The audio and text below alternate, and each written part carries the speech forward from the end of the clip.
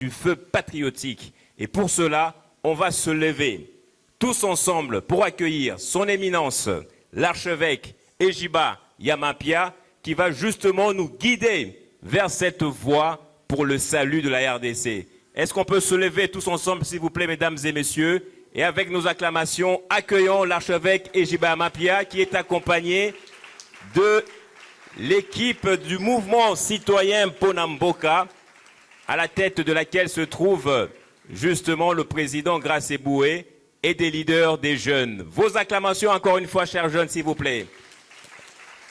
L'entrée de son éminence, l'archevêque président Ejiba Yamapia, qui est accompagné du président du mouvement citoyen Ponamboka, le MCPM, ainsi qu'avec les autres leaders des jeunes. Encore une fois, vos acclamations, s'il vous plaît, mesdames et messieurs.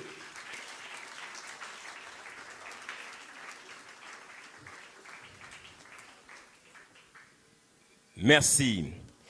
On va rester debout, mesdames et messieurs, avant de vous présenter l'ordre du jour de cette rencontre. Nous allons commencer par honorer notre pays, la République démocratique du Congo, par l'hymne national de la RDC. Debout, Congolais, ni dans l'effort pour l'indépendance, laissons nos fronts longtemps courbés dans la paix.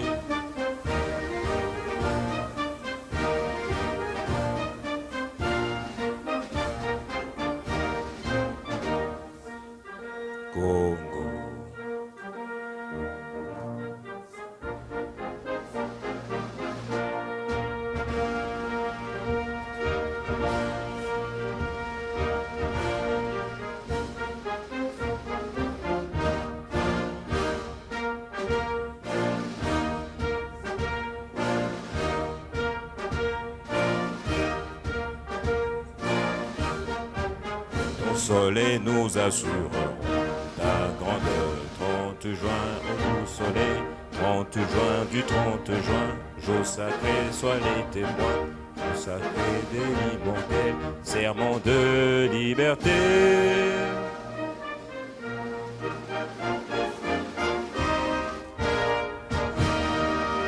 Vos acclamations encore une fois, chers jeunes, mesdames et messieurs.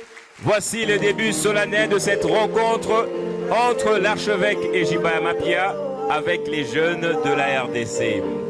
Humblement, je vous demande de reprendre place, s'il vous plaît, commençant par l'archevêque. Nous voici donc au point culminant de cette activité. Je vais devoir passer la parole à son éminence. Mais avant cela, permettez-moi de vous le présenter, si vous le voulez bien. Vous le voulez bien? Vous le voulez bien? Est-ce qu'on peut le manifester par nos applaudissements, s'il vous plaît? Son éminence évariste Ejiba Yamapia est l'archevêque et représentant légal de l'église pentecôtiste des secouristes. Moi, j'ai fait l'université de Kinshasa, et archevêque, on parlait de vous là-bas, tout le temps. Il y a plus de 15 ans comme ça, on parlait de vous souvent à l'Unikin, Ejiba Yamapia. Je suis ravi en tout cas de vous retrouver en ce moment-ci. Archevêque et président, et représentant légal aussi de l'Église du Réveil du Congo. Il est également président de la plateforme des confessions religieuses de la RDC. Je répète pour que l'on n'oublie pas, il est d'abord archevêque et représentant légal de l'Église pentecôtiste des secouristes, archevêque président et représentant légal de l'Église du Réveil du Congo. Il est aussi président de la plateforme des confessions religieuses de la RDC.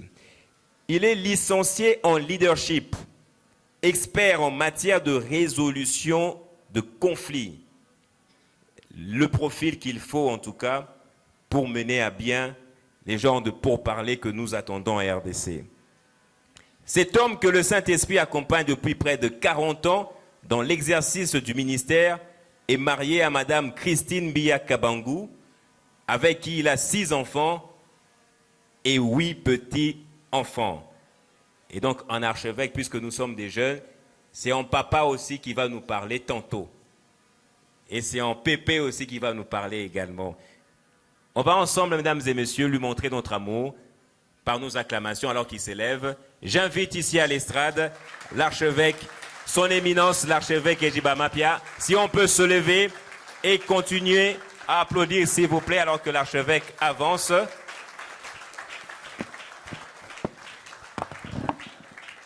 Continuons d'applaudir, s'il vous plaît. Merci. Nous pouvons reprendre nos places.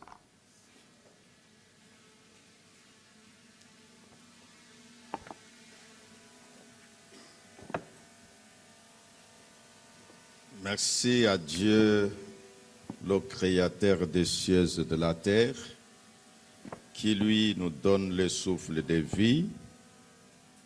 Nous lui sommes reconnaissants. Quand nous sommes à l'église, nous lui sommes reconnaissants. Quand nous sommes au marché, nous lui sommes reconnaissants. Quand nous sommes à l'université, nous lui sommes reconnaissants, même quand nous tenons la conférence en matière de réconciliation et surtout quel rôle l'Église est appelée à jouer en pareilles circonstances. Et donc, mes remerciements à Dieu d'abord, je venais de le dire. Dieu qui crée les circonstances les fait au travers des hommes.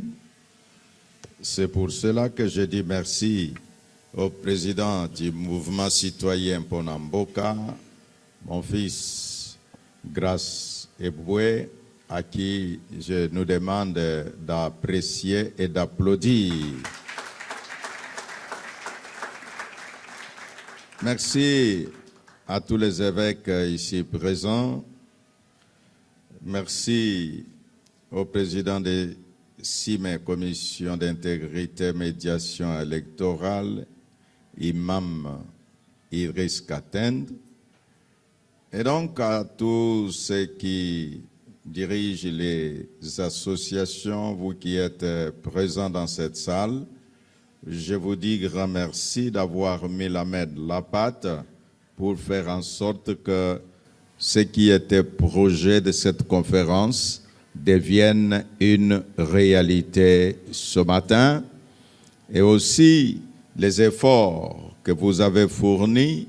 Là, je fais allusion au mouvement citoyen Ponamboka de louer ce beau cadre de l'hôtel Rotana. C'est quelque chose d'extraordinaire et je vous encourage de continuer de cette façon. Le rôle de l'Église que moi j'ai voulu intituler la contribution de l'Église dans le processus de réconciliation nationale. Processus. Tout ce qui réussit est l'objet d'un processus. Tout ce qui arrive à l'aboutissement est l'objet d'un processus. C'est-à-dire, vous êtes aujourd'hui jeune, c'est l'aboutissement d'un processus qui a commencé du sein maternel, devenu bébé, vous avez été au primaire, maternelle, et voilà, aujourd'hui vous êtes, c'est un processus. Ce que nous voulons devenir demain, c'est aussi un processus. La réconciliation nationale également ne sera pas un colis qui tombera du ciel et on appellera cela réconciliation nationale. Non, ça sera un processus, c'est-à-dire des choses qui seront faites et à l'issue desquelles on dira on a fait et on est arrivé à. Par ce mécanisme, je vais réfléchir avec nous tous sur quelques pensées que je vais séquencer d'abord par les concepts, passant par les statistiques et influences des jeunes, et en évoluant par les quelques cas comme des exemples que nous donnerons des jeunes au travers des nations qui ont contribué à des grands changements. Je réfléchirai avec vous sur l'Église et le patriotisme, et je ne manquerai pas de dire comment on peut être un véritable jeune patriote et tirer quelques conclusions qui vont faire que nous puissions sortir d'ici avec quelques idées. En parlant de concepts, nous voyons que la phrase qui dit la contribution de l'Église dans le processus de réconciliation nationale, je tire là-bas 3 mots. Le premier, on dit Église. Le deuxième, on dit réconciliation. Et le troisième, on dit nation. Ces 3 mots feront en sorte que nous puissions savoir que s'il y a Église, c'est quoi même l'Église? Si on parle de la réconciliation, de quoi est-il question? Et si on parle d'une nation, à quoi cela ressemble? L'Église, c'est un mot grec que l'on a appelé ecclésia, qui signifie assemblée. Donc, une assemblée, c'est un regroupement de personnes sélectionnées. Donc, à l'époque, les gens qu'on voyait qu'ils se réunissaient, c'était des messieurs tirés de la cité, et ils se réunissaient. Ce rassemblement-là, c'est ça ce que l'on appelait assemblée. Et cette assemblée-là, c'est ce que les Grecs avaient appelé ecclésia. Et donc, les gens qui se réunissaient pour décider. Et ils décidaient sur. C'est à cause de ça que vous regardez de par le monde, quand les gens vont aux élections, ça aboutit à ce que l'on appelle, par exemple, Assemblée nationale. Et donc, c'est de là qui tire l'étymologie du mot Église. Maintenant que les prédicateurs ont amené une dimension de dire quitter le monde pour devenir des citoyens célestes, alors cela a pris la connotation de dire Église ou Ecclésia. Ces gens-là, ce sont les messieurs qui se réunissent pour parler de certaines affaires spécifiques. Voilà, dans le concept, le mot Église, qui veut dire assemblée des appelés ou assemblée des élus. C'est ce qui fait. Si toi tu vas à l'église, ou demain que tu iras à l'église, que tu saches que l'église, c'est une assemblée des élus. Comme il y a l'Assemblée nationale, les élus du peuple, maintenant toi tu es élu par qui? C'est là que tire le mot de la Bible qui dit « Ce n'est pas vous qui m'avez choisi, mais c'est moi qui vous ai choisi. » Donc, vous avez été élus avant la fondation du monde. Et donc, ces élus-là, se retrouvant regroupés, ont formé ce que l'on a appelé assemblée, que l'on appelle communément Église. Deuxième explication des concepts, on parle de réconciliation. Réconciliation, c'est un mot qui provient d'une réalité.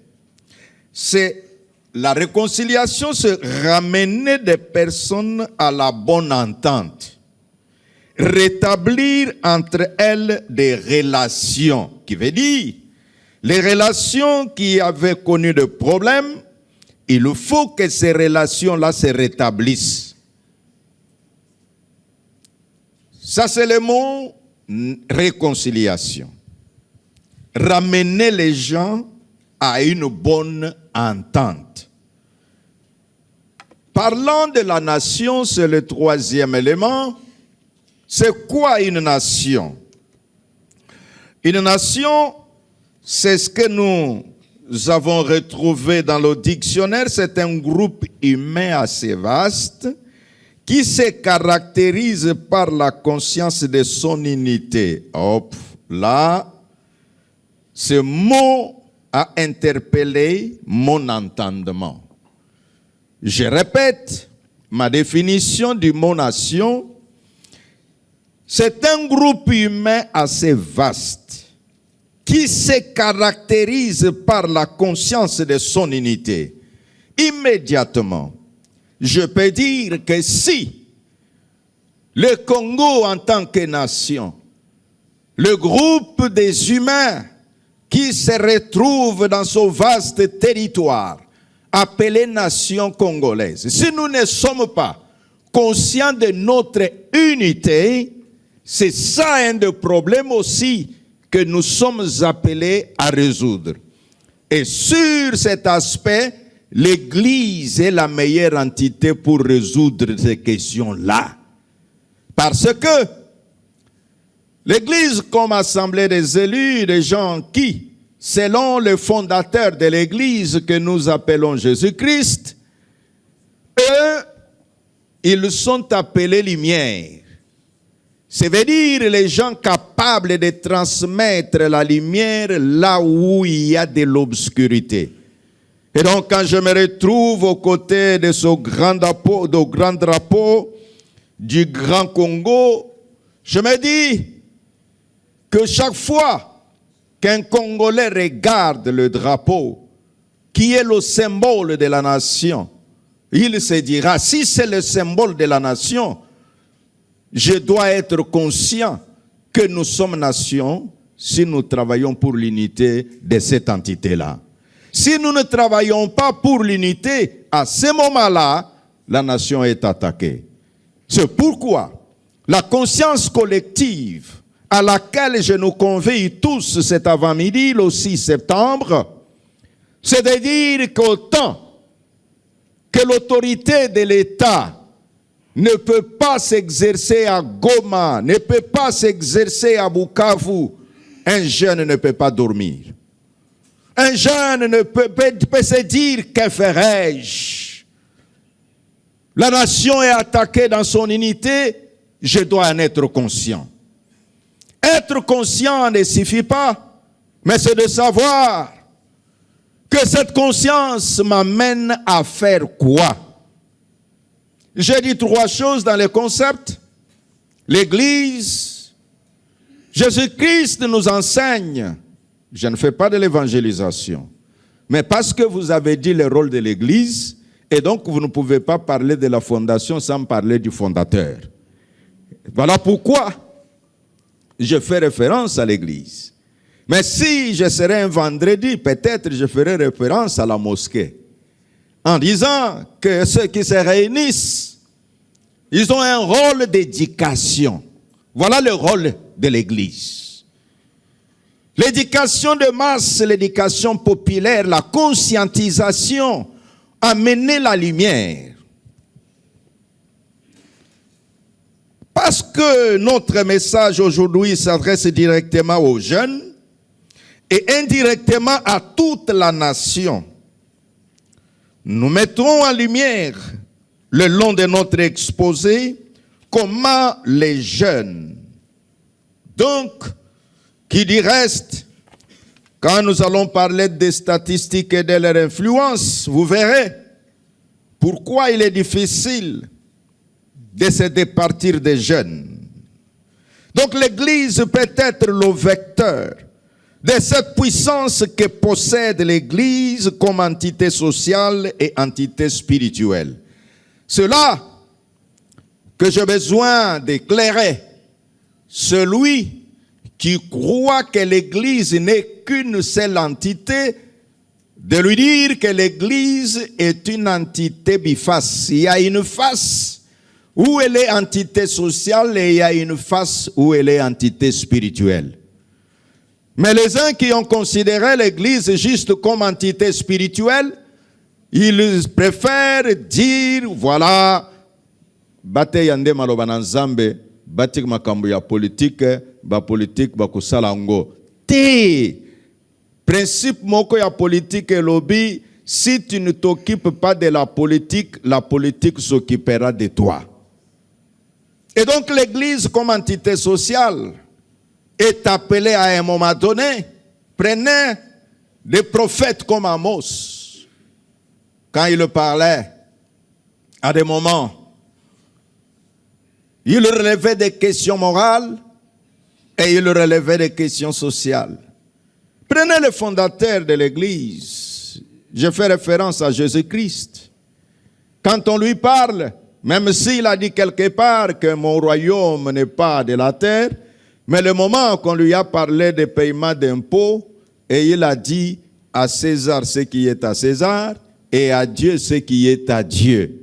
Et le moment qu'il a prié pour ses disciples, il dira, Père, je ne te demande pas de les ôter du monde, mais je te demande de les garder dans le monde.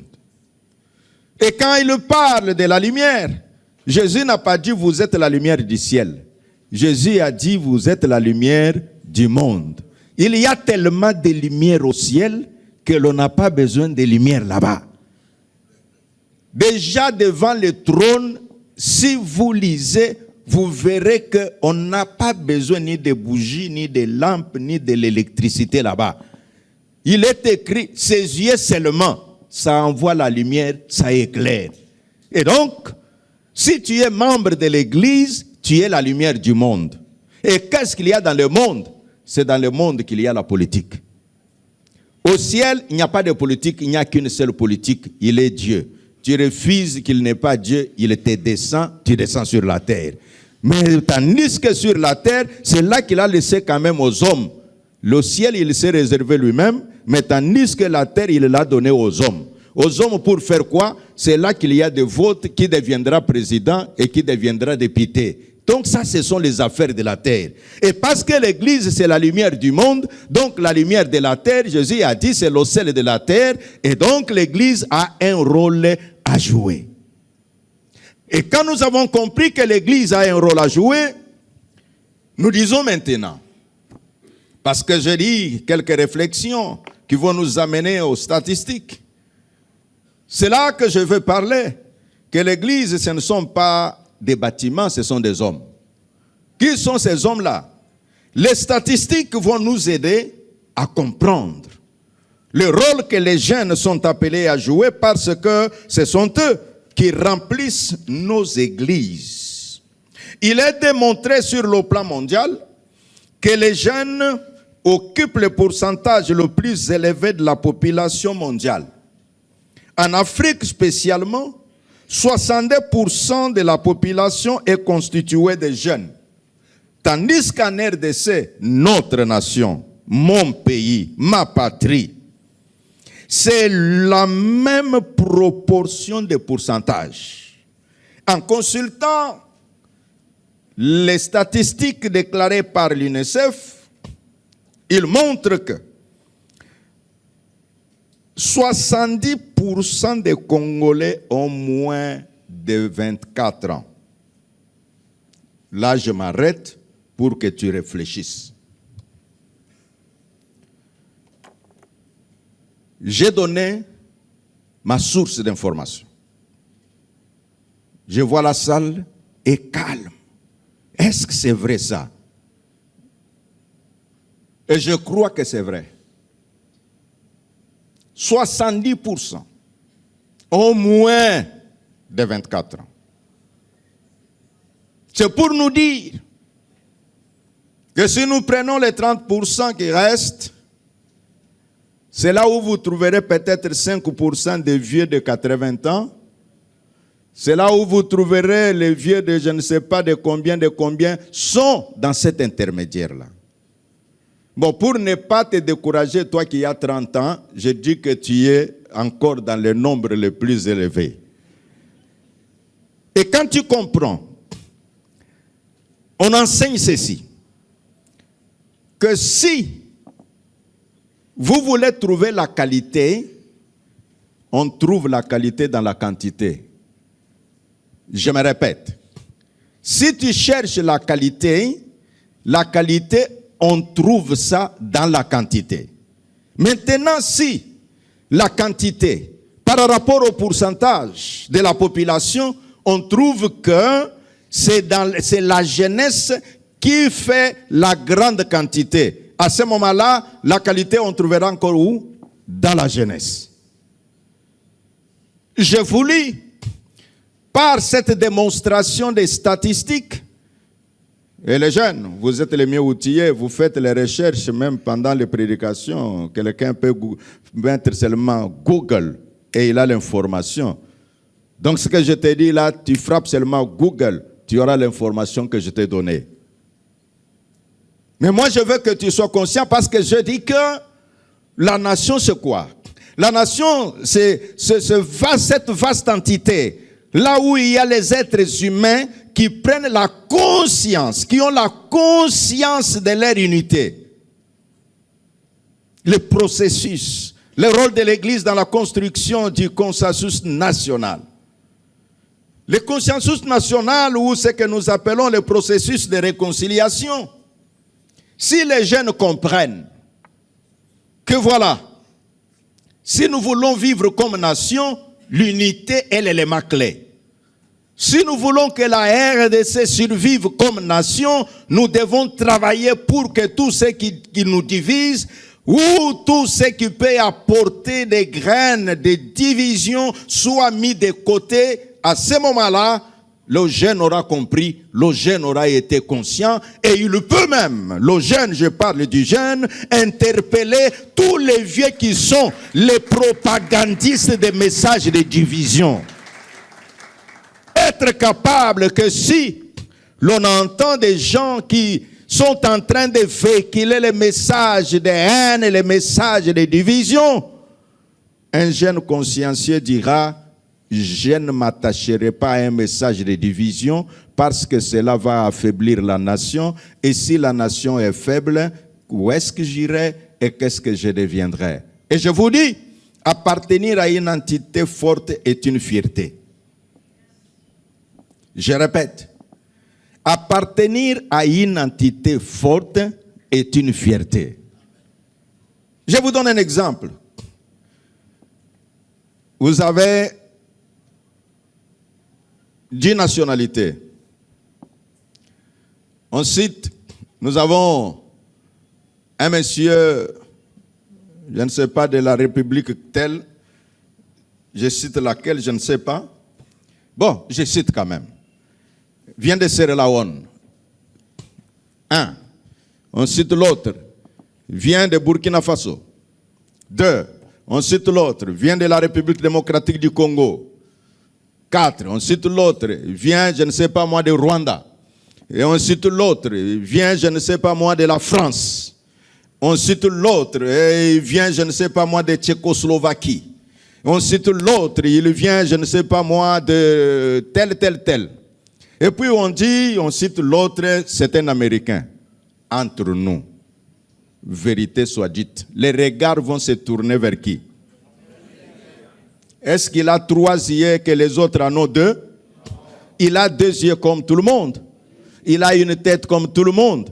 Mais juste parce qu'il porte le nom de sa nation, et que sa nation est une nation forte, et les gens réduisent ou traduisent ou interprètent par là que comme il vient d'une nation forte, lui aussi est. Voilà pourquoi je dis que si nous faisons de la RDC une nation forte, effectivement on nous prendra aussi, chaque Congolais, comme un homme fort. L'Église, dans sa globalité, surtout nous qui disons nous sommes de l'Église de réveil, Nos églises de réveil, leur particularité, qu'ils ont plus de jeunes que de vieux. Cela signifie que nous sommes censés jouer un grand rôle. Le grand rôle, ce n'est pas en fonction de ce que nous disons. Le grand rôle, c'est aussi en fonction de notre comportement, de notre réflexion et de la manière dont nous envisageons l'avenir. Les jeunes, tu t'appelles jeune, comment tu te comportes, comment tu vois. L'influence que les jeunes ont. Et je vous dis, un papa peut forcer l'enfant à aller dans telle église, mais un enfant peut ramener son père dans telle église. Vous entendez les deux différences? Je dis un papa peut forcer, mais tandis que l'enfant peut ramener. Qui peut jouer un grand rôle? C'est celui qui force ou celui qui ramène? C'est celui qui ramène. Si tu comprends cela, je vous informe qu'il y a certains parents qui prient dans certaines églises juste parce que ces enfants sont là. Parce qu'ils pensent que si je ne prie pas avec eux, lui pense qu'il vient là, c'est pour les contrôler, mais en réalité, les enfants savent que nous l'avons amené. Maintenant, avec ce pouvoir que les jeunes ont, j'ai montré d'abord les statistiques et maintenant je vais montrer combien les jeunes sont très influents. Dans leur influence, nous savons qu'il y a quelques défis, les défis notamment de l'éducation, il y a les défis de l'implication politique, la problématique des jeunes en voulant que les autres les impliquent dans la politique. Non, la politique, on dit bien par définition, ce n'est pas l'art de mentir. Non, la politique, c'est l'art de gérer la cité. Dès que tu comprends que la politique, c'est l'art de gérer la cité, je vais te donner quelque chose de très important qui puisse t'aider. Dans ce monde, tu ne connais rien, on ne te cherchera pas. Dans ce monde, on cherche celui qui connaît quelque chose. Je répète, dans ce monde, tu ne connais rien, on ne te cherchera pas. Dans ce monde, on cherche celui qui connaît quelque chose. Je vous donne un exemple. Je suis en train de vous parler maintenant, et puis quelqu'un sort là-bas, il dit seulement, il crie, j'ai une information. Il s'était. Est-ce que vous allez continuer de me suivre? Tout le monde veut savoir c'est quelle information. Celui qui est à la porte sera la première à s'approcher que Ninilsus.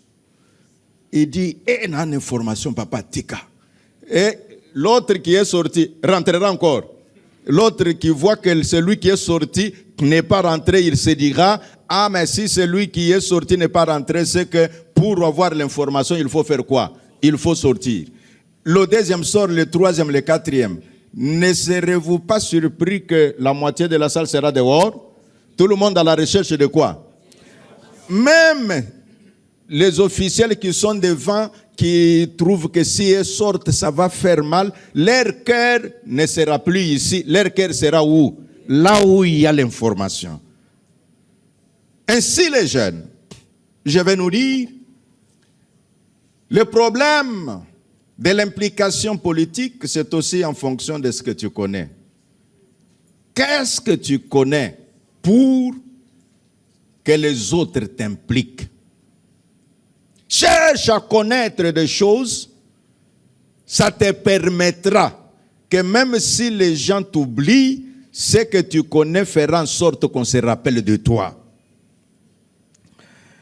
Les défis, il y a les défis de développement. Je parle de l'influence des jeunes en disant si tu veux devenir influent, il est nécessaire que tu puisses accumuler des connaissances. L'accumulation des connaissances passe par la participation dans des forums, comme par exemple tu es ici, les choses que tu apprends te permettront que quelqu'un d'autre te posera des questions. Qu'est-ce que vous avez appris? Si peut-être tu ne savais pas que le pourcentage de la jeunesse était si élevé, tu diras à l'autre, j'ai compris que nous sommes plus nombreux que les vieux, et donc c'est dans la quantité qu'il y a la qualité, et donc nous comprenons que la qualité que l'on cherche toujours là se retrouve dans la quantité que la jeunesse.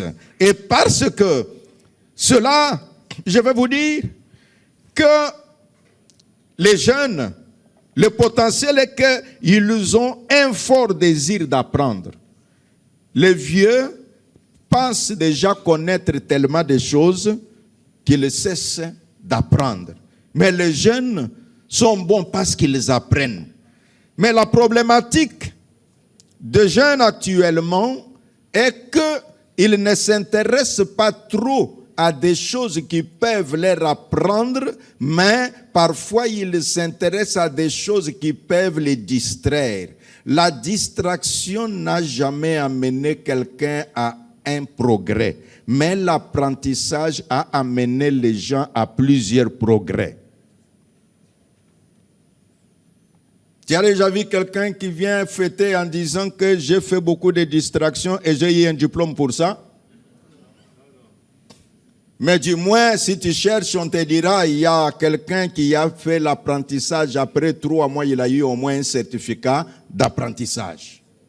Et avec son certificat d'apprentissage, il peut le mettre dans un CV.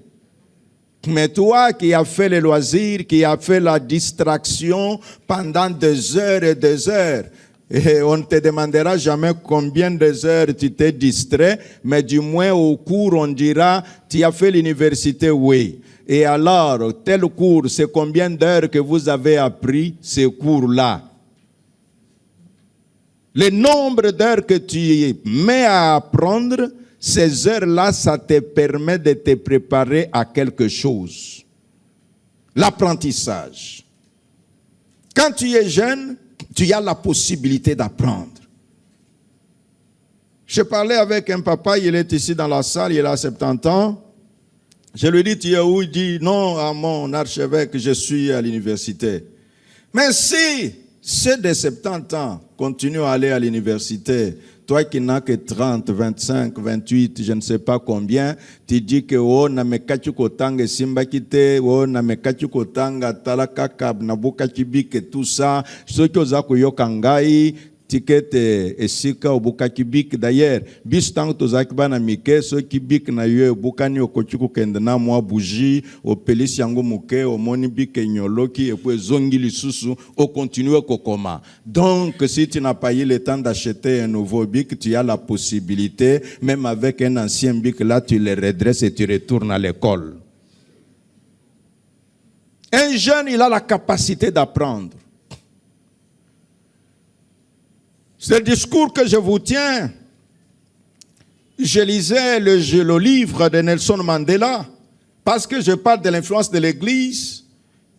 L'Église parce qu'il est composé de la grande majorité des jeunes et c'est pourquoi je parle des jeunes, ce que nous sommes censés faire. Nelson Mandela, on lui dit, tu parles beaucoup des jeunes. Qu'est-ce que tu veux dire aux jeunes dans son livre Freedom, The Way to Freedom, c'est-à-dire le chemin de la libération? Il dit, j'ai béni beaucoup mes parents, ils ont eu ce que j'ai eu, ce qu'eux n'ont pas eu. On lui demande, qu'est-ce que tes parents n'ont pas eu que toi tu as eu? Il leur dit, mes parents n'ont pas été à l'université, mais moi j'ai été à l'université.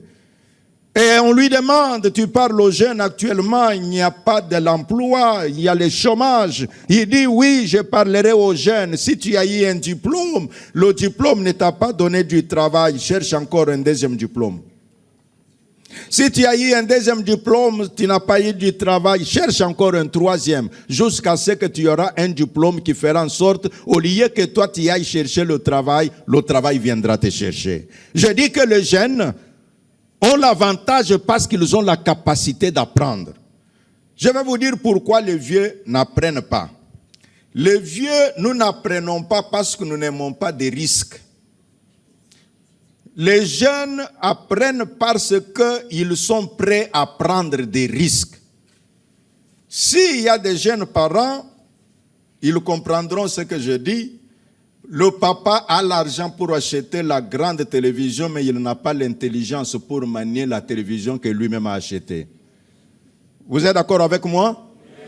Pourquoi le papa, il a l'argent pour acheter la grande télévision? C'est parce qu'il ne veut pas apprendre. Moi, j'ai un téléphone, c'est iPhone, si c'est 13, si vous voyez, j'ai même oublié si c'est 13, si c'est 14.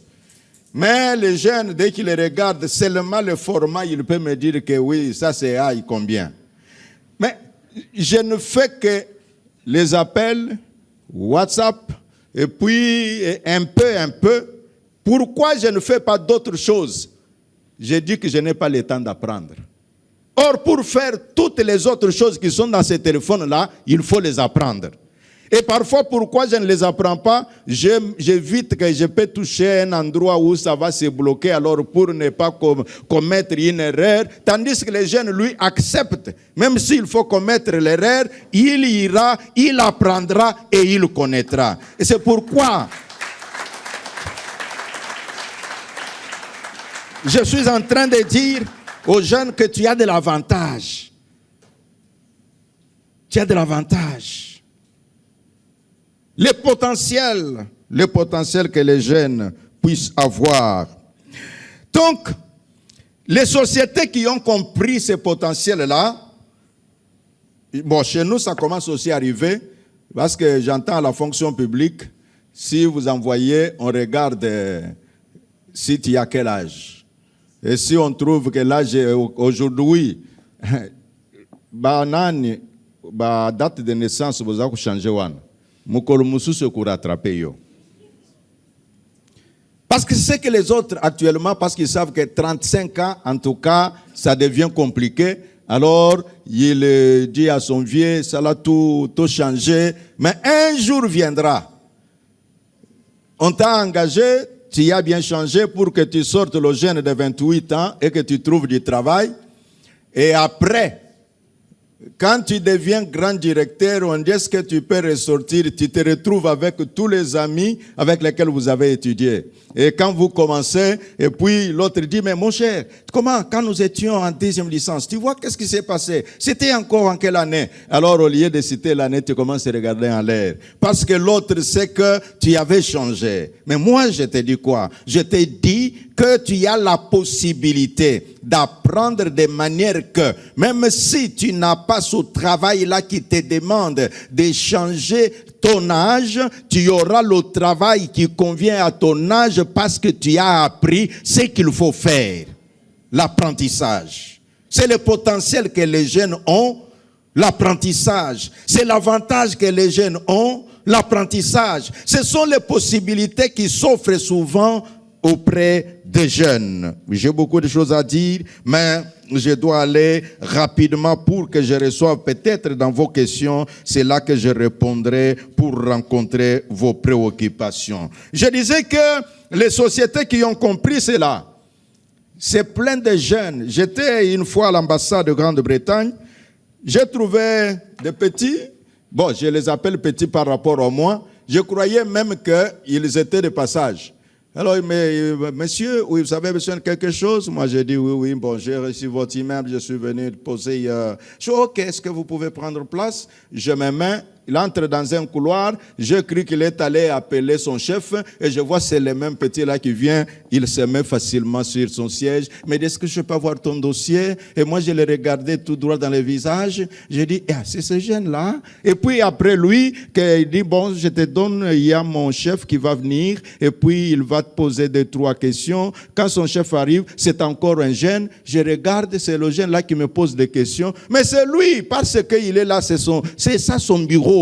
Il est chef là-bas. que tu sois de tel ou de tel âge, c'est lui qui est chef là-bas. Qu'est-ce que je vais dire? Je voulais dire comme, parce qu'on parle de l'Église, le rôle de l'Église dans le processus de consensus national, que d'abord, que les jeunes, parce que ce sont eux qui sont nombreux, que par vous, comme je m'adresse à vous directement, et par la nation interposée, que vous puissiez comprendre le potentiel que vous avez, que vous puissiez les mettre au service, que vous ne puissiez pas vous négliger. C'est là, je ne sais pas ce que l'apôtre Paul avait constaté à son époque, quand il a dit à Timothée que personne ne néglige ta jeunesse, mais moi je dis à ceux qui me suivent que vous avez des potentiels. J'ai eu un chauffeur, tout le monde qui l'a vu, en regardant son âge, personne ne m'a conseillé de le prendre. Tous, dès qu'ils l'ont vu, oh yo, tout ça, vraiment. Et alors, quand moi je lui, et lui-même, quand je lui pose des questions, il me dit, oui, papa, j'ai 42 ans d'expérience et tout ça, mais évitez que tout le monde me déconseille. Je fais même les déplacements. Les gens m'ont dit, papa, il semble que vous allez conduire pour Matadi. Alors, quel chauffeur va vous conduire? Je dis, non, mon chauffeur, s'il vous plaît, papa, alors, jusqu'à ce qu'ils ont tous eu raison sur moi, j'ai rappelé les jeunes, et puis il m'a conduit jusqu'à Matadi, et nous sommes rentrés. Je vais dire quoi? Toi, les jeunes, tu as la possibilité. Il y a autant de choses que tu peux faire, mais la problématique des jeunes est que parfois, ils se négligent. Et parce que tu es venu à cette conférence, pour Mboka, je vais te dire que Mboko yo, ils ont besoin de yo. Ils ont besoin de yo, kaka.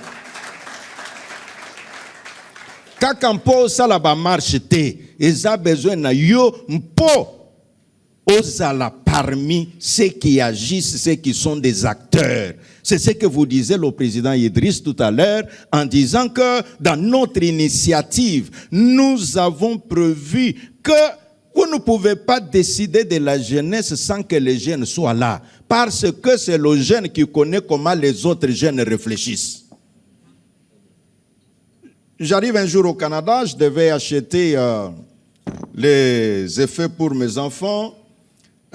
J'arrive, en tout cas, je me suis rappelé, j'avais acheté des chaussures, j'ai ramené, personne n'a voulu porter. On me dit, Babylone, na yo sumba kiango, ezana look ya bien té et tout ça. Alors, je me mets au magasin, je vois un jeune qui passait, je dis, est-ce que mon fils, tu peux venir? Est-ce que tu peux m'aider un peu à choisir? Voilà ce que moi je voulais choisir. Il me dit, bon, il a quel âge? Moi j'ai dit, bon, il peut avoir presque ton âge. Je dis, non, ça il ne va pas aimer. Voilà, ça là, il peut aimer. Qui signifie quoi? Le jeune connaît ce que l'autre jeune veut. Le jeune à Kinshasa connaît ce que le jeune de Goma souffre. Le jeune à Kinshasa connaît comment le jeune de Bukavu souffre. Et donc, nous avons voulu dire ce jour que personne ne peut te négliger en disant, oh voilà, lui les jeunes là. Oui, oui, tu as le potentiel.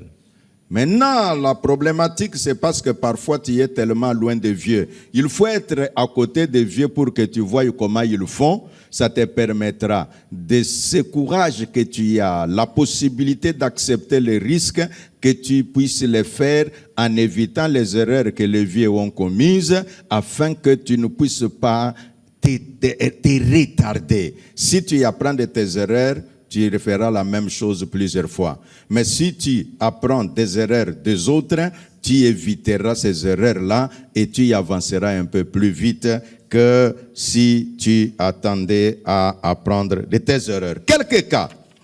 En parlant, nous avons la petite comparaison des cas. Quand vous prenez le mouvement des jeunes en Afrique du Sud, tous ces changements qui ont eu lieu en Afrique du Sud là, c'est purement les jeunes qui s'élevaient et alors ils apportaient des changements.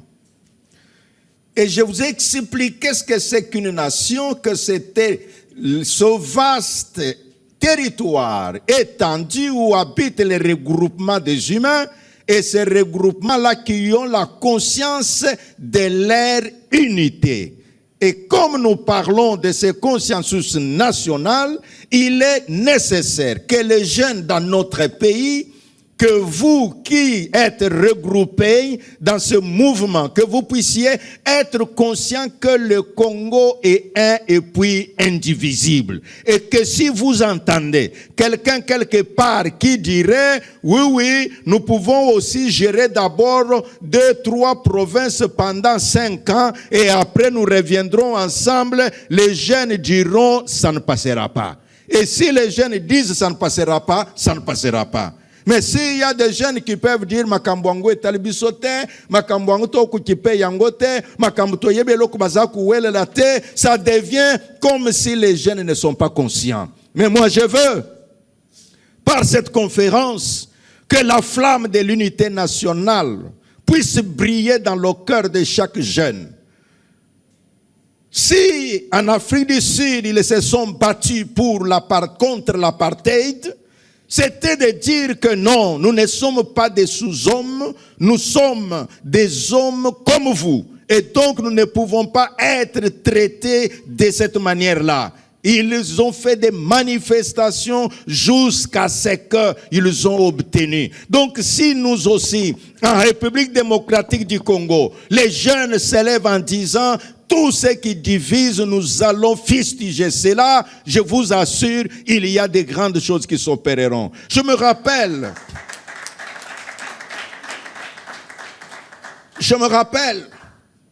en 92, quand on a parlé des problèmes de conférence nationale 90, nous étions des jeunes.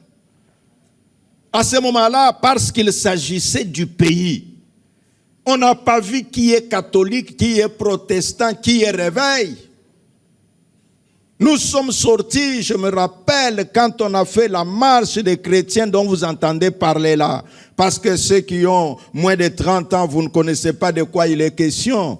Pour rappel d'histoire, il y avait l'affaire de la conférence nationale souveraine et parce que tous étaient en train de comprendre qu'il est nécessaire que cette conférence puisse avoir lieu, qu'elle soit souveraine, et qu'on avait fermé les portes à son temps, les gens sont sortis, nous sommes sortis des marées humaines. Tous les cris étaient, en tout cas, il faut que l'on puisse réouvrir la conférence nationale. Donc je vais dire à celui qui m'entend que par rapport à l'unité, parce que c'est ça notre thème, en disant l'unité nationale, le consensus national, si les jeunes s'élèvent, que tous ceux qui véhiculent les messages de division, les messages de haine, les messages de séparation, je vous assure, nous obtiendrons gain de cause. Pourquoi? Parce que vous êtes plus nombreux. Pourquoi? Ceux qui sont nombreux, ce sont eux qui sont majoritaires. Donc que notre conscience puisse fonctionner. Les jeunes, ils ont contribué, je crois. Vous connaissez le mouvement au Sénégal qu'on a appelé Yanamar. Vous connaissez encore ça? Ce sont des jeunes, les jeunes artistes, dans leurs chansons. Ils ont chanté et ça a envahi. Que dirais-je si je peux vous rappeler de printemps arabe comme on en a parlé autrefois? Qui sont ces? Ce sont les jeunes, parce que ce sont eux qui étaient sur Facebook, ce sont eux qui étaient sur WhatsApp, qui étaient sur Internet, qui véhiculaient le message. Ils ont soulevé les masses. Quel est mon message ce matin? Cette conscientisation, parce que vous me demandez le rôle de l'Église, l'Église ne divise jamais le peuple. Si une Église s'élève pour diriger le peuple, en tout cas, l'Église à ce moment-là ne joue plus son rôle. S'il y a le vecteur de l'unité, s'il y a un facteur qui puisse réunir les gens, à l'Église, pourquoi elle est toujours influente? C'est parce que nous avons tout le monde à l'Église. Dans une même Église, vous vous retrouverez, il y a les gens de toutes les provinces. Mais tandis que dans les partis politiques, vous pouvez vous retrouver qu'il y a des partis politiques où il n'y a que les gens de la même province, mais l'Église, vous vous retrouverez tout le monde est dedans. C'est ainsi l'Église a un grand rôle à jouer. Mais ce rôle-là, je conscientise les jeunes, parce que vous y êtes nombreux, que vous puissiez être conscients que quand nous sommes unis, nous tiendrons. Mais si nous sommes divisés, nous ne tiendrons pas. Je vais vous donner un petit exemple pour notre nation. Savez-vous que dans certaines conférences, la situation du Congo est traitée par des personnes qui ne sont pas des Congolais? Savez-vous ça? Je vais vous donner, moi, un exemple. J'arrive à Washington. À ce moment-là, il y avait le volcan Virangongo à Goma. Ça ravageait des maisons et c'était terrible. Les gens pleuraient leurs maisons. Là, je reviens pour une mission de paix. Merci, je continue d'abord. Est-ce que nous pouvons momentanément, sinon mon auditoire sera partagé. J'étais en train de parler aux jeunes en disant que nous avons besoin d'être conscients de notre unité. À Washington, je me présente et nous commençons la conférence et l'on dit, voilà, on va parler des catastrophes qui a eu lieu en République démocratique du Congo, spécialement à Goma. Et on demande à tous qui étaient présents que les Congolais ou ceux qui connaissent cette question-là arrivent dans cette salle-là. Nous arrivons dans la salle, je me présente, je dis, bon, c'est moi, je vais vous expliquer ce qui s'est passé chez nous. Et on me dit, non, il y a un expert qui connaît mieux la question, c'est à celui-là qu'on va donner la parole. Et l'expert qui connaît mieux Goma que moi venait de l'Afrique du Sud. J'ai dit, mais non, je leur ai dit, je sais, c'est un pasteur. Je peux citer son nom. Pour ceux qui connaissent les choses des églises, le pasteur du ministère disait c'est live. Cet évangéliste-là. Alors, on a traité la question du Congo, sans moi les Congolais. Et on dit, bon, si vous avez aussi des informations, vous pouvez aller lui donner. Moi, j'ai dit, non, vous m'avez dit que c'était lui l'expert, je n'ai pas des informations à lui donner, et puis j'ai claqué la porte.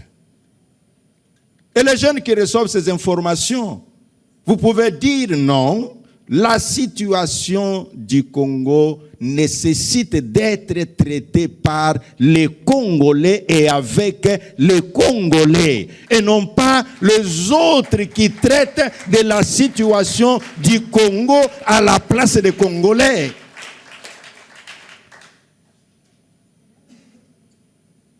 Les jeunes que vous êtes,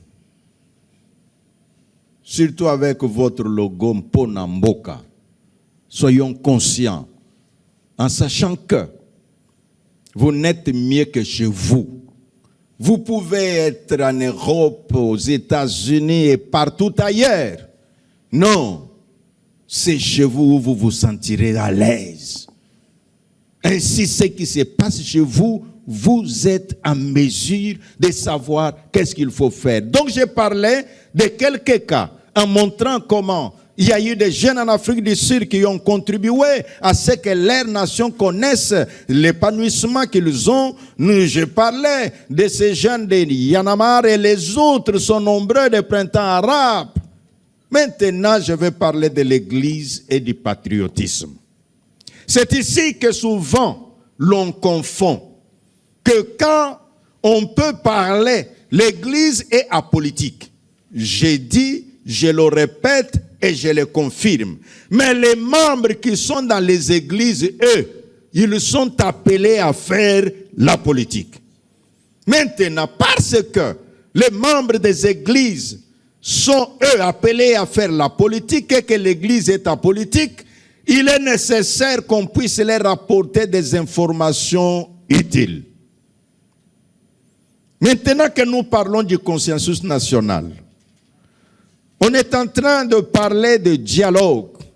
On est en train de parler qu'est-ce qu'il faut faire. Nous sommes appelés toujours à nous mettre dans le contexte de ce que nous vivons.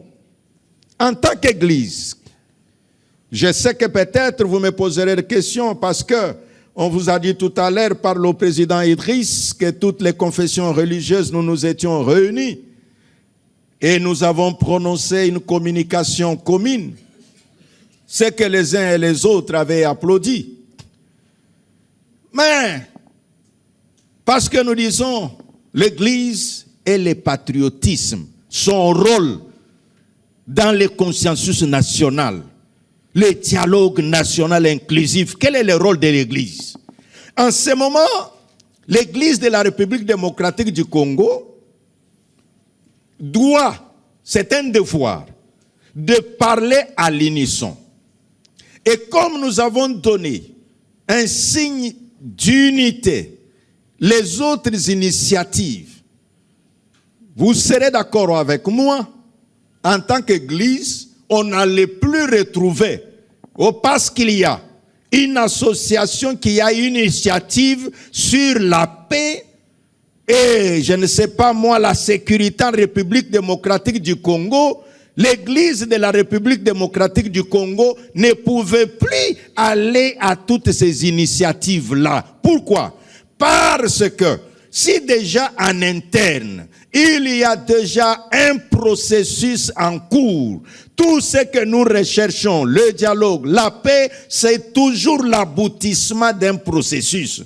Il y a un principe économique qui s'enseigne en disant: une économie prospère soit-elle, si elle n'a pas de priorité, il n'y aura pas de projet réalisable.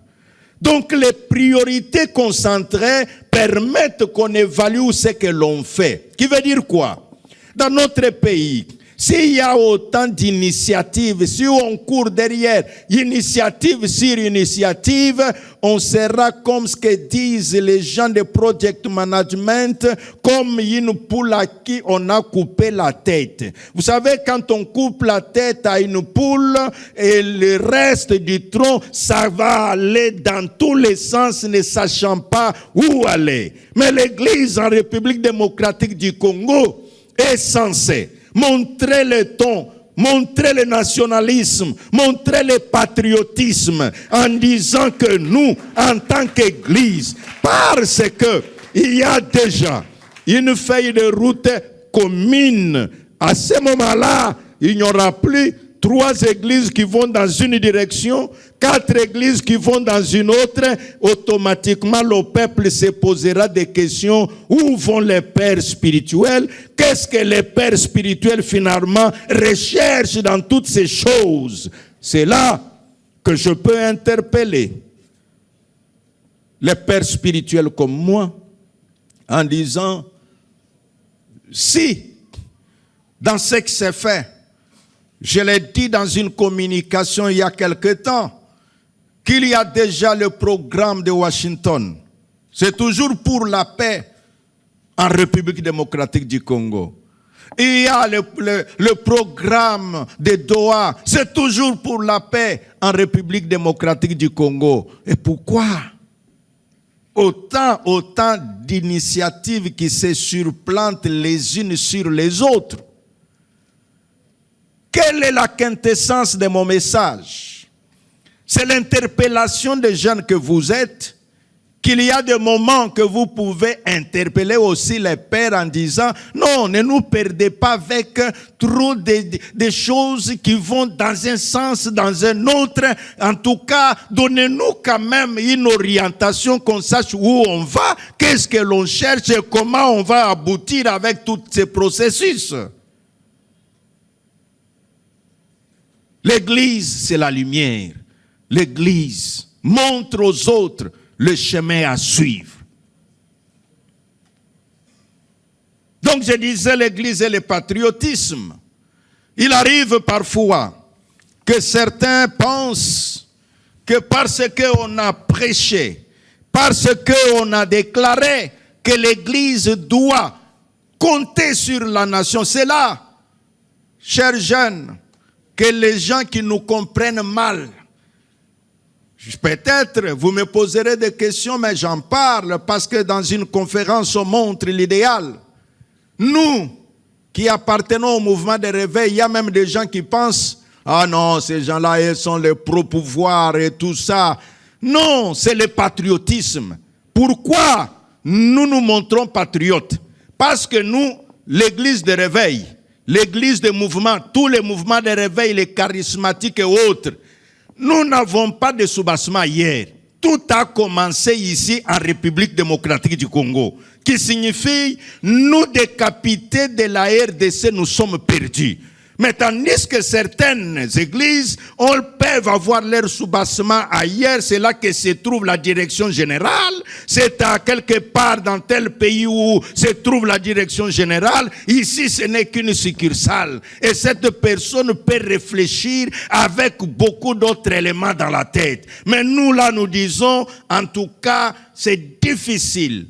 Que le Congo instable, je n'exercerai pas mon ministère. C'est avec un Congo stable. Comment je peux contribuer à la stabilité du Congo? C'est en prêchant un message d'unité. C'est en posant les actes qui unissent. C'est en montrant à tout le peuple qui nous écoute que nous sommes la République démocratique du Congo et donc réfléchissons le Congo, travaillons pour l'unité du peuple, travaillons pour la consolidation des institutions de la République. Quand nous prêchons, nous disons, en tant qu'Église, parce qu'on me demande le processus, le rôle de l'Église. Quel est ce rôle? Le rôle de l'Église, c'est de dire ce que Dieu veut de l'Église. Quelle est la volonté de Dieu? Il y a des gens qui pensent, si vous dites, prions pour le président de la République, quelqu'un dira, mais voyez, mais celui-là, c'est un tshisekidiste. Non, c'est ce que dit la Bible. La Bible dit prier pour le roi. Lisez 1 Timothée chapitre 2, versets 1 à 3. Priez pour le roi, priez pour ceux qui sont élevés en dignité.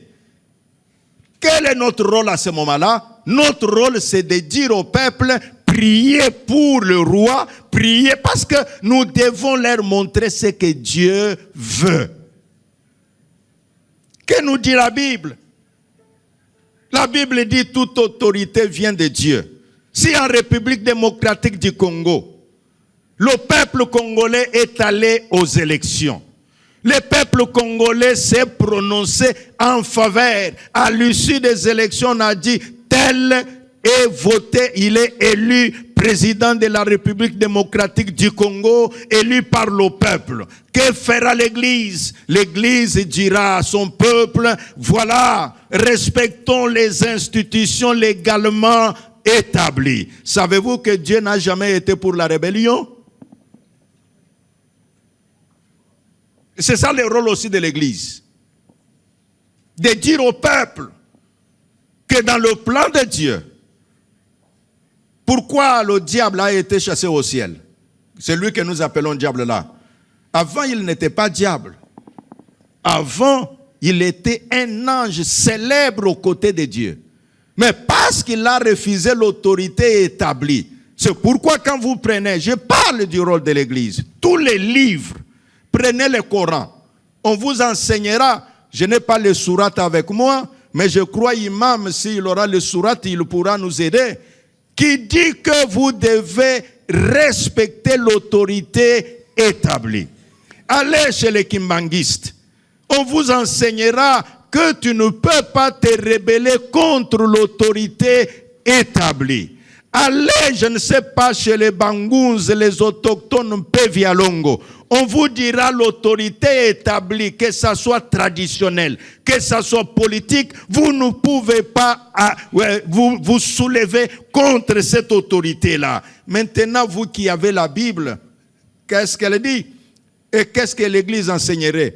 L'Église n'enseignera pas ce qui viendra de la tête du pasteur.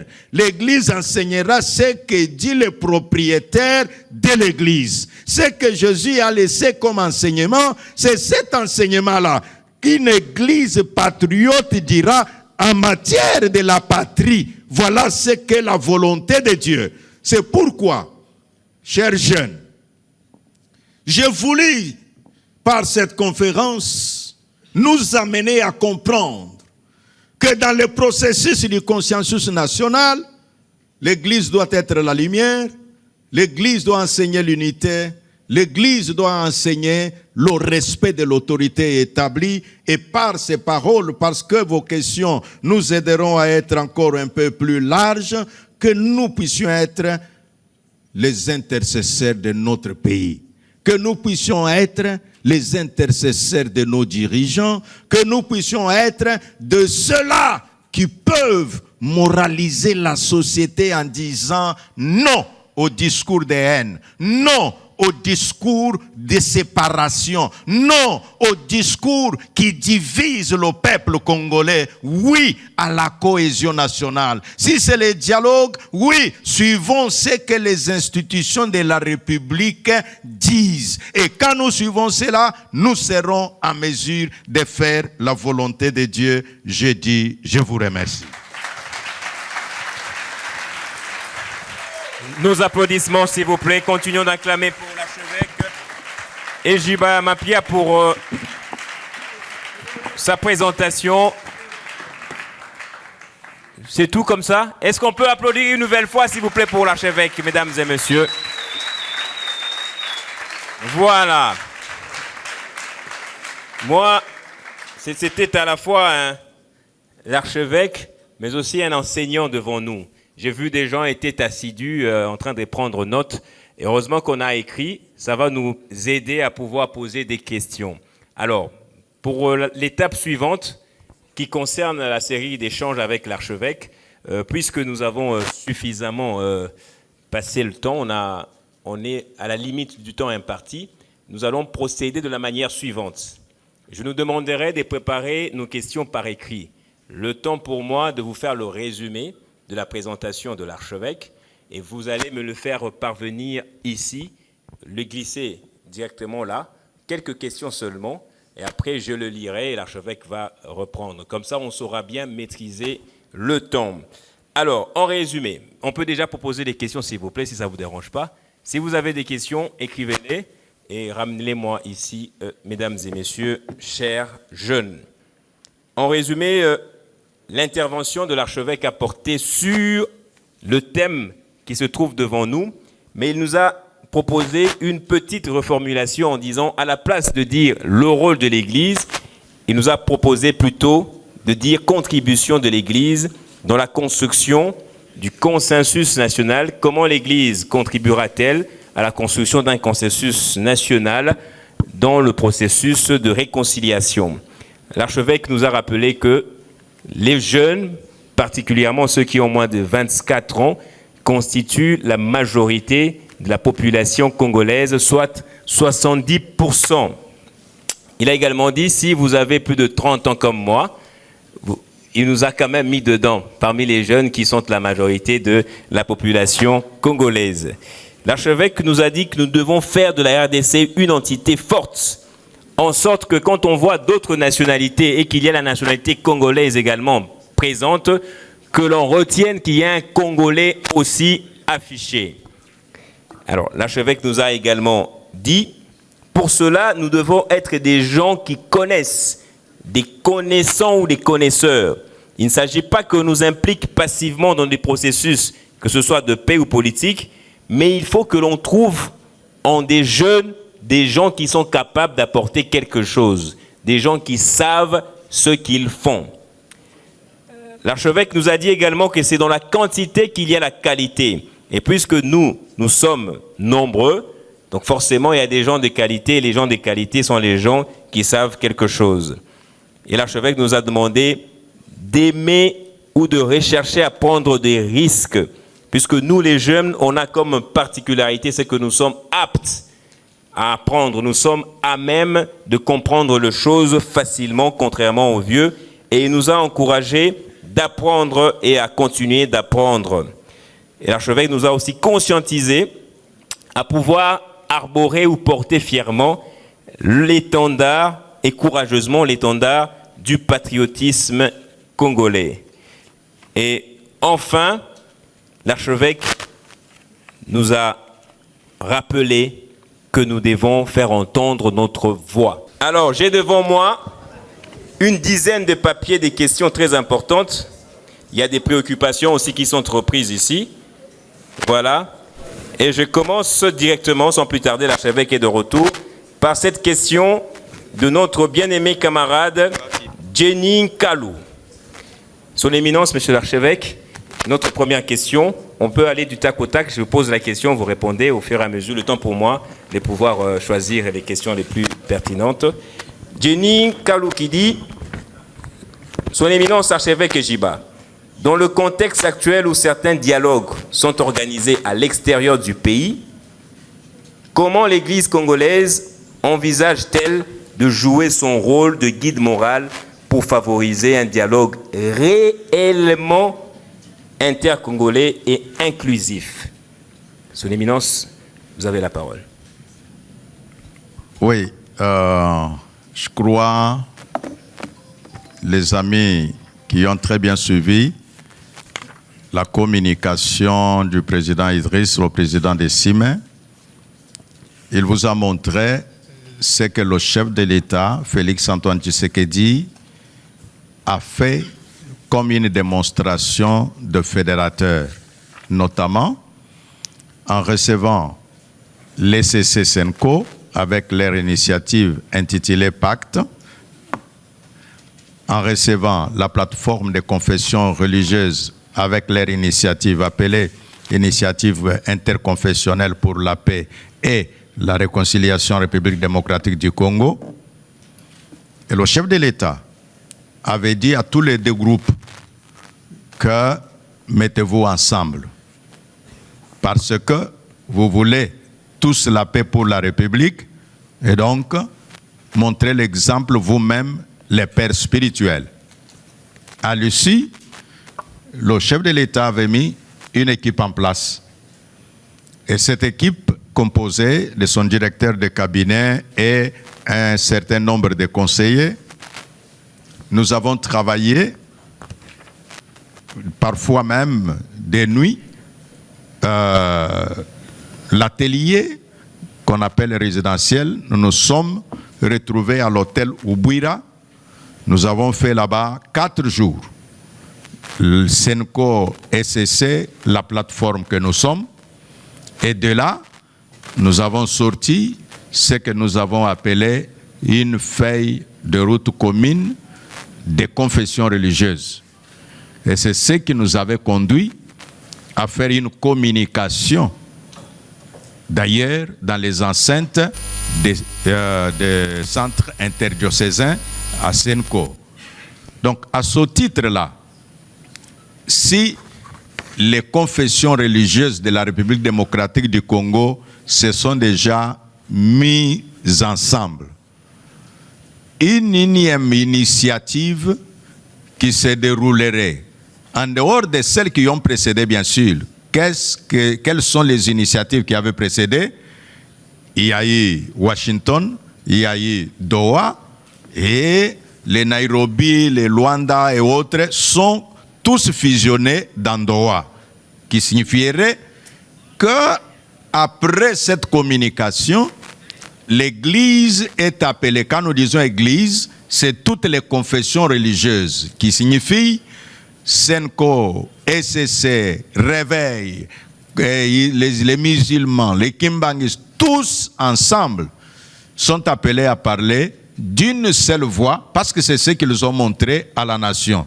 Et donc, ils ne peuvent plus se soustraire, ou 3 ou 4, aller dans une autre direction que dans la dynamique qui est déjà en cours. Du reste, dans notre communication, nous avions dit, 1, le dialogue doit être convoqué par le président de la République.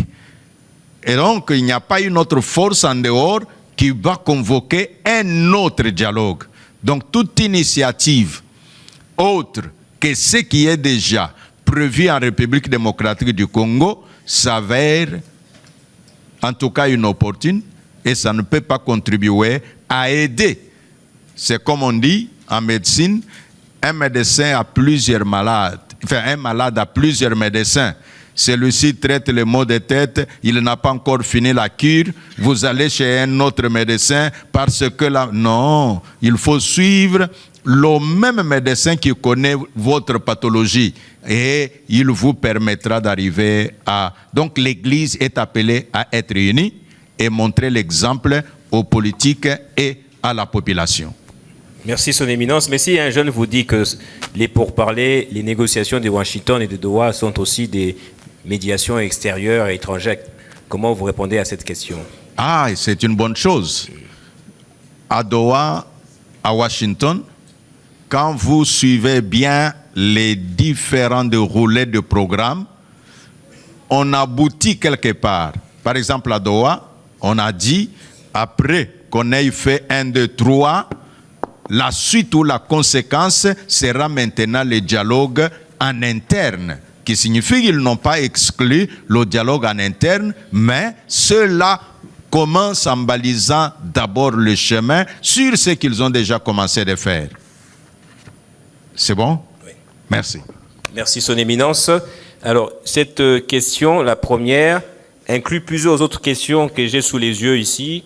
J'avais la question de quelqu'un qui ressemble beaucoup à la première question. Si vous le permettez, archevêque, je vais lire une proposition avant de poser la deuxième question. La proposition n'est pas signée malheureusement. Il dit « Nous, jeunes, étant leaders ici, nous avons besoin de prendre part à ces assises par le truchement de l'archevêque. » Les jeunes s'identifient à vous déjà, archevêque. Nous demandons un quota de, il a précisé un quota, je peux le lire, de 200 jeunes, ici leaders de structures présents. Voilà, ça c'est pas une question, c'était une proposition. Vous pouvez répondre par là. La deuxième question, c'est la question de notre bien-aimé camarade Dorcas Ndendani qui dit « Son Éminence archevêque, au-delà du dialogue politique, la réconciliation entre nos différentes confessions religieuses est aussi une condition pour l'unité du peuple. Comment l'Église de Réveil et les autres églises peuvent-elles travailler ensemble afin de parler d'une seule voix pour la paix et la réconciliation nationale ?» Oui, là, il n'est plus question parce que le communiqué conjoint ECC, SENCO et la plateforme regroupe combien de confessions? Je vais donner maintenant une information pour celui qui ne l'a pas. Quand nous disons plateforme de confessions religieuses, en soi, au protocole d'État, il y a 12 confessions religieuses enregistrées. Nous avons catholique, ECC, Comico, ça veut dire Communauté islamique en République démocratique du Congo, Kimbangis, l'Iloba du prophète Condé, orthodoxe, Armée du Salut, les Bangous, Mpevialongo, église traditionnelle, et nous avons le Koneiko, Union des églises indépendantes, et puis les Anglicans, et le tout dernier que je peux... Pardon? RC, donc l'église de Réveil. Ainsi dit, toutes ces confessions-là, pour le processus de paix, nous parlons maintenant, disons, dans ce que je vous ai dit, depuis Oubuira, nous parlons le même langage, mais si quelqu'un, d'une façon sectorielle, aurait un autre langage, nous ne pouvons pas sonder la conscience de quelqu'un.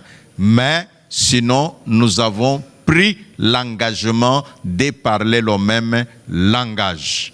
Ainsi dit, nous ne sommes pas divisés. Pour celui qui demande le quota c'est quand l'organisation.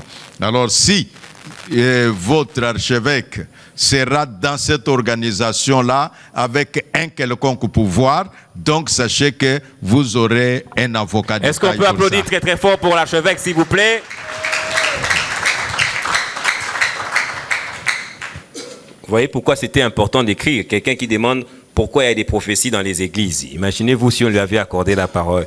Pourquoi est-ce qu'il y a les prophéties dans les églises de Réveil? Alors, la troisième question, Son Éminence, c'est Grâce Femme qui dit « Le jeune voudrait connaître votre regard vis-à-vis du deal économique qui se prépare entre Washington et Kinshasa, qui a déjà commencé par la signature d'une déclaration de principe et d'un préaccord.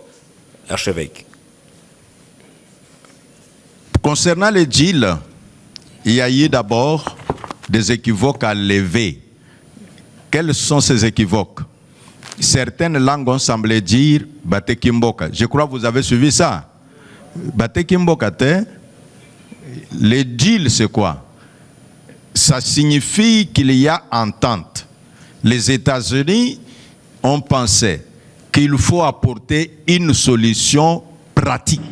La solution pratique, parce que Bitumbango, nyonso ezali makambo ya buzui na bino ya mboka. Est-ce que vous m'entendez? C'est à cause des minéraux. C'est aussi là une cause de la guerre là. C'est à cause de ces richesses que vous regorgez dont le monde a besoin. Maintenant, les États-Unis disent, non, monsieur, madame, que les gens ne continuent pas de mourir, que l'on trouve les mécanismes qui puissent permettre que ces richesses, si ça appartient au Congo, donc c'est le Congo qui est le propriétaire de ces richesses. Maintenant, parce qu'il n'y a rien pour rien, si les États-Unis veulent acheter ces minéraux, donc le Congo vend. Et s'il y avait eu une usine qui ferait un travail dans un pays étranger et que cette usine-là doit continuer son travail, ils ne sont pas les producteurs. Les producteurs, ce sont ceux-là qui produisent leurs minéraux. Donc les minéraux de la République démocratique du Congo doivent profiter aux Congolais. Maintenant, quand vous avez les minéraux, les gens disent, bon, entre nous, si tu prends une pièce de diamant, tu vas à l'université, bon, recteur, voici la pierre précieuse, je paye les frais. Juste comme ça, le recteur va prendre ça? Non. Il te dira, va vendre ta pièce de diamant, ramène-moi l'argent.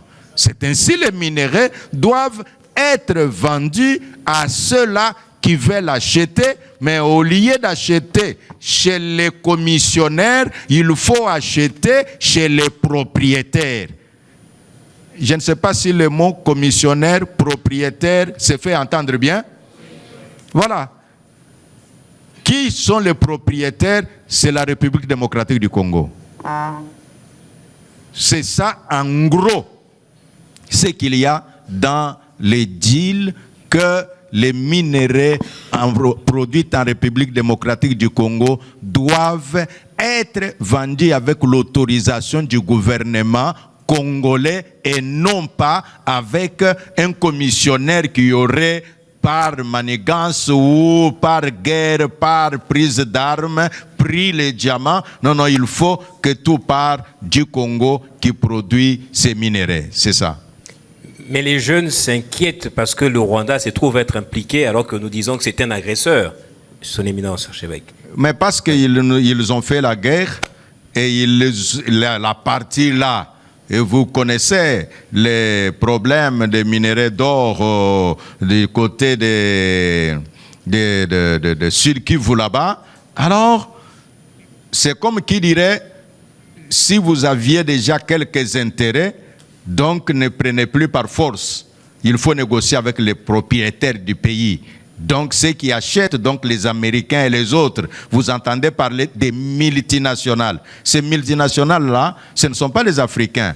Ce sont soit les Américains, soit les Canadiens. Et donc, ces gens-là disent, nous voulons ces minéraux-là. Mais vous, là, laissez la guerre parce qu'on ne peut pas faire les affaires comme il y a la guerre. Il faut faire les affaires quand il y a la paix. Et donc, pour ça, vous deux là, la RDC et le Rwanda, entendez-vous, ne faites plus la guerre. Celui qui a les minéraux qu'ils vendent à ceux qui veulent acheter, mais que les procédures soient suivies de la bonne manière. On va prendre la quatrième question. Ce n'est pas signé. Je crois que c'est pertinent. On dit « L'église du réveil du Congo est des fois vue comme une confession acquise au pouvoir en place. » Est-ce le cas? Ah, c'est ce que je venais de dire tout à l'heure. Ce n'est pas le cas. L'église du réveil, sa particularité est que tout a commencé avec les Congolais. Ce n'est pas une église venue implantée par un Européen. Tandis que les autres églises, ce sont les Européens qui ont implanté ça depuis l'époque coloniale. Voilà la réalité. La deuxième réalité est que nous amenons le message direct tel que la Bible nous demande de dire. C'est-à-dire, quand la Bible dit « obéissez aux autorités », nous disons ça, qu'il faut obéir à l'autorité. Quand la Bible dit « il faut payer l'impôt », nous disons « il faut payer l'impôt ». Tu ne peux pas dire à quelqu'un « ne paye pas l'impôt parce que celui qui est collecteur d'impôts, tu ne l'aimes pas ». Non, non, on ne dira jamais ça. La Bible dit « priez pour le président de la République ». Parce que pour nous, le roi, c'est qui? C'est le président de la République. Maintenant, l'autre dit « non, non, quand vous priez pour lui, ça signifie que vous êtes acquis au pouvoir ». Non, nous avons seulement obéi à la loi, donc la parole de Dieu. Les deux différences sont, il y a des églises dont les origines sont étrangères, ils obéissent et à la loi de l'étranger et à la loi de l'intérieur. Et quand les intérêts peut-être sont pour les étrangers, ils peuvent basculer. Mais nous n'obéissons pas à la loi d'un quelconque étranger, nous obéissons seulement à la loi de la République démocratique du Congo, un point, un trait. C'est ça, ce que peut-être les gens ne comprennent pas. Nous ne sommes pas une succursale d'une église européenne. Nous sommes une église congolaise. Mais quand ça ne va pas aussi au pouvoir, vous le dites. Pardon? Quand le pouvoir agit mal, vous pouvez le condamner aussi. Il faut le conseiller, et quand on conseille le roi, on ne le conseille pas au micro. On demande une audience, vous parlez avec le roi, vous l'avez déjà conseillé. Et donc, si vous allez maintenant au micro pour commencer à crier « j'ai conseillé au roi, il ne m'a pas écouté », vous êtes en faute. Il y a cette très belle question de Jérémy Onopc qui dit « Comment réveiller chez les jeunes Congolais la fierté et le courage de s'impliquer dans la politique et de bâtir une nation plus juste et plus forte ?» Comment réveiller? Oui, chez les jeunes. Comment réveiller chez les jeunes Congolais la fierté et le courage de s'impliquer dans la politique et de bâtir une nation plus juste et plus forte? Et il y a une autre sous-question. Face à la corruption, à l'injustice et aux trahisons qui affaiblissent notre pays, comment transmettre aux jeunes des modèles de probité, des responsabilités, de patriotisme? Je crois que vous êtes revenu sur ça aussi. Bon, si nous avons un enseignement à donner, c'est par les exemples. La reine Elisabeth est devenue reine à 25 ans. Qu'est-ce que cela veut dire? Elle a appris comment on vit dans la royauté. Et son règne a duré plusieurs années. Elle a fait la monarchie d'à peu près 70 ans ou 69 ans qu'elle était seulement reine. Pourquoi? Parce qu'elle voyait plus la royauté que ses privilèges à elle comme individu. Un jeune, par rapport à la politique, nous disons dans le leadership que la différence entre un leader politique et un politique tout court se trouve être que le leader politique voit l'intérêt communautaire.